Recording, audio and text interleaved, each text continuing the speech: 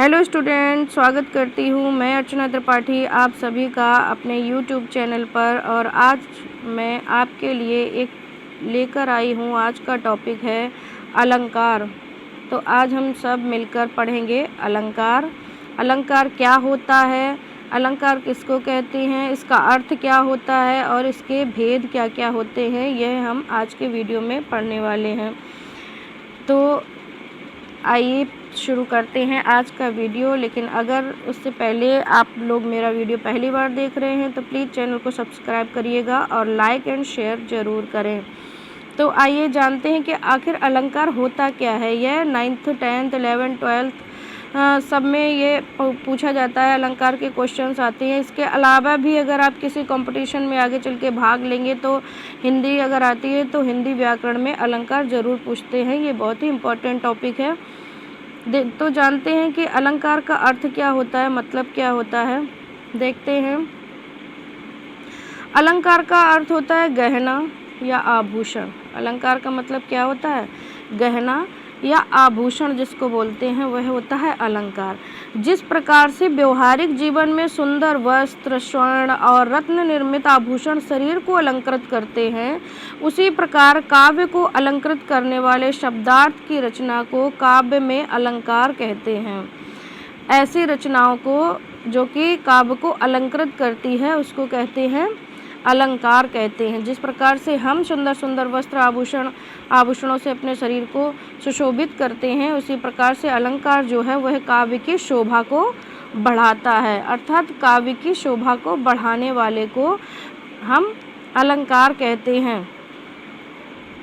देखिए, अलंकार काव्य का आभूषण है। जिस प्रकार से हमारे जो आभूषण हैं सोना, चांदी, रत्न आदि हैं, उसी प्रकार से काव्य का जो आभूषण है, इसीलिए इसको कहा गया है गहना या आभूषण। जिस प्रकार से हमारे आभूषण जो हैं हम अपने शरीर को सुसज्जित करने के लिए गहने पहनते हैं, उसी प्रकार से काव्य की शोभा बढ़ाने के लिए काव्य का जो आभूषण है वह है अलंकार। तो आपको समझ में आ गया होगा कि अलंकार है क्या, आखिर में अलंकार किसको कहते हैं। तो काव्य की शोभा बढ़ाने वाले तत्वों को अलंकार कहते हैं। जिस प्रकार से अलंकारों यानी कि गहनों, अलंकार का मतलब होता है गहनों से हम शारीरिक शोभा बढ़ती है, उसी प्रकार अलंकार से काव्य की शोभा बढ़ती है। उसी प्रकार से अलंकार से काव्य की शोभा बढ़ती है। यह तो मैंने आपको समझाने के लिए इसका अर्थ बता दिया। तो आइए जानते हैं कि इसकी परिभाषा क्या है, अलंकार की परिभाषा क्या होती है। देखिए, बहुत ही सरल शब्दों में और बहुत छोटी सी परिभाषा आपको याद करने के लिए है।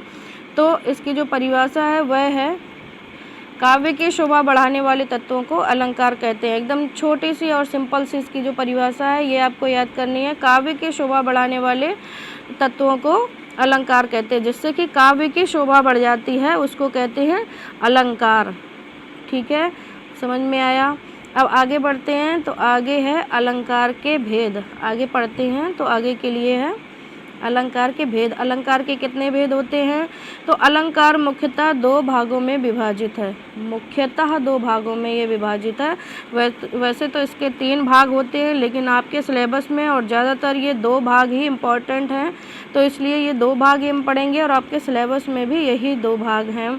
तो पहला भाग जो है वो है शब्दालंकार और दूसरा जो भाग है वो है अर्थालंकार। और इसका एक तीसरा और एक भेद होता है, वह होता है उभय अलंकार, उसको कहते हैं उभय अलंकार।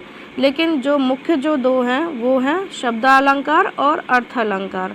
तो आइए जानते हैं कि शब्दालंकार क्या है।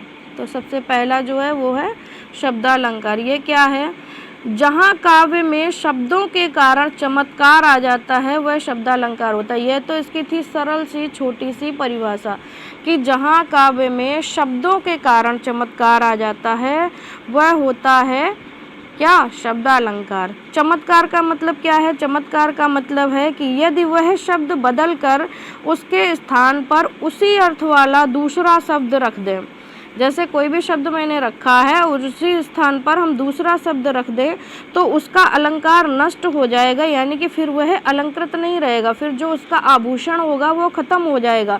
तो यहाँ पर क्या कह रहे हैं कि जहाँ पर काव्य में शब्दों के कारण, यहाँ पर मेन जो है वो क्या है, शब्दों के कारण जब जहाँ पर चमत्कार आ जाता है तो उसको कहते हैं शब्द अलंकार। अब उदाहरण के लिए देख लेते हैं कि कैसे। उदाहरण के लिए हम कहते हैं जैसे शेष महेश गणेश दिनेश सुरेश हूँ जाई निरंतर गावें। जैसे कि शेष महेश गणेश दिनेश सुरेश हूँ जाहि निरंतर गावें। तो शेष का मतलब होता है नाग, तो अब इस जगह पे हम कह दें शेष की जगह अगर हम कहें नाग तो उतना अच्छा नहीं लगेगा, शब्द वही है लेकिन उनको क्या है कि जब हमें अलंकृत करना है, यानी कि यहाँ पर इसीलिए अलंकार कहा गया, यहाँ पर शब्दों का भेद है। तो यहाँ पर बन गया ये हमारा शेष महेश गणेश दिनेश, और ऐसे ही हम कहें नाग गजानन महेश गजानन ईश गणेश, है ना। ऐसे हम कहें कि नाग गजानन ईश प्रभाकर इंद्र जाहि निरंतर गावे। तो अगर हम इस तरीके से गाते हैं, उनको दोनों का अर्थ एक ही है लेकिन इनमें शब्दों का अंतर है। तो जब जहाँ पर यह ऐसा चमत्कार कर दे, जहाँ पर ऐसा चमत्कार दिखाई दे, जहाँ पर शब्दों के द्वारा चमत्कार दिखाई दे, वह होता है शब्द अलंकार। उसको क्या कहते हैं, शब्द अलंकार। शब्द अलंकार में शब्दों का चमत्कार होता है और अर्थालंकार जो होता है इसमें अर्थ का चमत्कार होता है, यानी कि अर्थ के द्वारा जो हमारा काव्य की शोभा बढ़ती है उसको कहते हैं अर्थालंकार। और शब्दों के द्वारा जब हमारी काव्य की शोभा बढ़ती है तो उसका मतलब होता है शब्दालंकार। समझ में आ गया होगा मुझे लग रहा है आपको। आगे बढ़ते हैं, शब्दालंकार के भेद। शब्दालंकार के कितने भेद होते हैं तो इसको जानते हैं कि शब्दालंकार के भेद कितने हैं। देखिए, शब्दालंकार को 3 भागों में बांटा गया है। शब्दालंकार को कितने भागों में बांटा गया है, 3 भागों में। पहला है अनुप्रास अलंकार, और दूसरा है यमक अलंकार, और तीसरा है इसका श्लेष अलंकार। और ये तीनों ही इम्पॉर्टेंट हैं, ज़्यादातर ये पूछते हैं एग्ज़ाम में, बोर्ड के एग्ज़ाम में इन तीनों में से एक ज़रूर पूछते हैं, अनुप्रास अलंकार, यमक अलंकार और श्लेष अलंकार। तो ये हैं शब्दालंकार के भेद हैं।